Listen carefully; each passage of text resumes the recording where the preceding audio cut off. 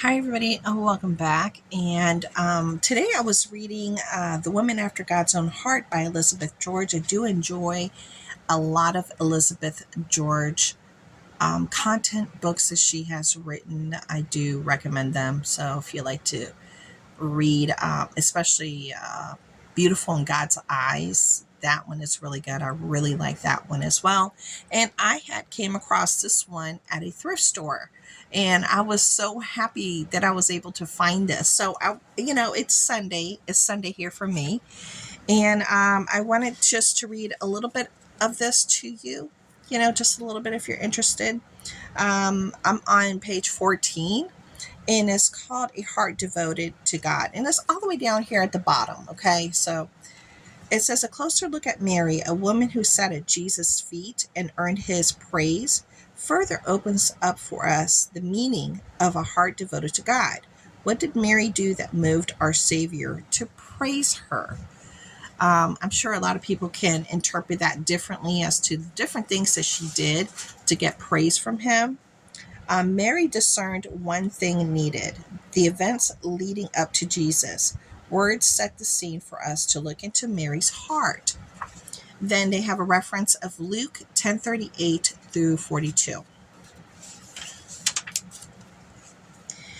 Jesus, probably accompanied by his disciples, arrived at the home of Mary's sister, Martha, for a meal.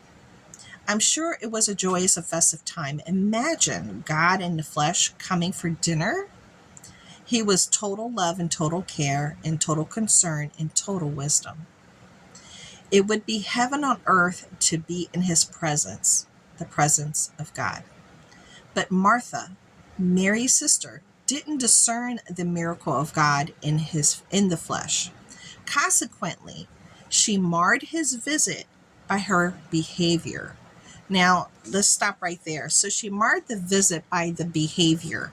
There are lots of things that we do ourselves, behavioral wise, that we could change and be actively thinking throughout the day of different ways that we can change our behaviors towards everything, the people who we interact with our husbands, with our children, with our families, with our mothers, our cousins, our sisters, our brothers, how we interact with our neighbors, even interacting with the people that we go to when we're pumping gas at the stores and what have you.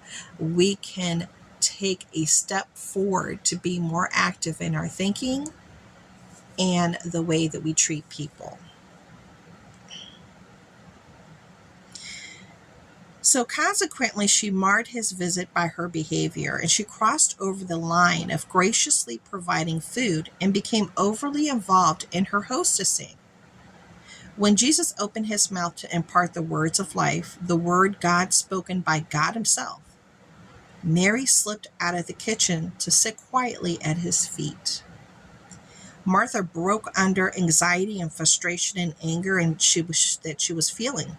She interrupted the teacher, her guest, to say, "Don't you care that I'm putting this meal together all by myself? Tell Mary to help me." Martha failed to discern the priority and the importance of the time with God. Now, often I am guilty of that. I'm guilty of that. Mary, a woman after God's own heart, made the choice that indicates a heart of devotion. She knew it was important to cease her busyness and stop all activity and set aside secondary things in order to focus wholly on the Lord. Unlike her sister, who was so busy doing things for the Lord that she failed to spend any time with him, Mary put worship at the top of her to-do list. Now, is that something that we often do? Putting worship at the top of her to-do list, of not her, but our to-do list? I can honestly say no, not for me. I have swayed, I have allowed lots of other things to interrupt my thoughts, even YouTube videos, all the way down to Netflix movies, time that could be spent on devotion every day, I have curtailed, and I question myself, why? Why am I allowing that to happen when this is something that feeds my soul and my heart and helps lead me into the right directions of my life?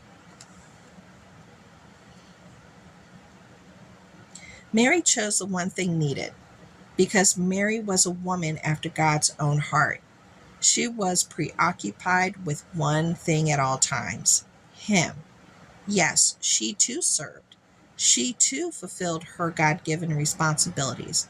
But there was one choice that Mary continually made, a decision to do one thing that mattered most.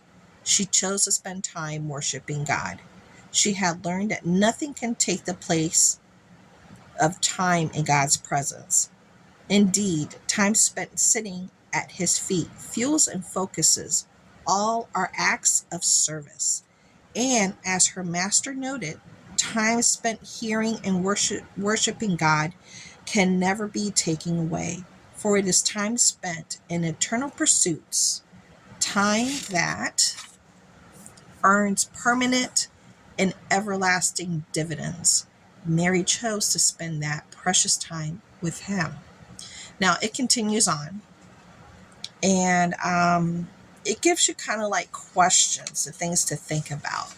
But that within itself, that little bit that I did share and I did read, I think opens up a lot of doors as to how can we better ourselves? How can we spend more time with God? Can we do reflection time in the morning, in the afternoon, or in the evening? Or what are some what I consider dead times that we're filling ourselves up with other things versus just saying this would be a perfect time just to sit down and study the word for 10 or 15 minutes and maybe do a 5-minute reflection in a journal to write down how it made me feel. Did it make my day lighter? Did it give me some peace because I was having a really busy day? I think those are things that are very important, that we feed our souls and our spirituality every day, even a couple of times during the day, if that is possible. Some of us live and lead very busy lives, and we have to make sure that either the beginning, all the way within those 24 hours, that we choose a time to stop and remember what guides us. Okay? So put your spiritual armor up. There's lots of things going on in the world right now that would lead me to believe that, we're in for some very rough times. And I think this is a time when we need to buckle down with our spirituality, no matter what it is. For you, for me, it's this. And it's my Bible, it's God, and it could be something else for you. But whatever it is for you, do that as well. Okay? So thank you so much for coming by. It means a lot to me, and I'll talk to you guys later. Bye.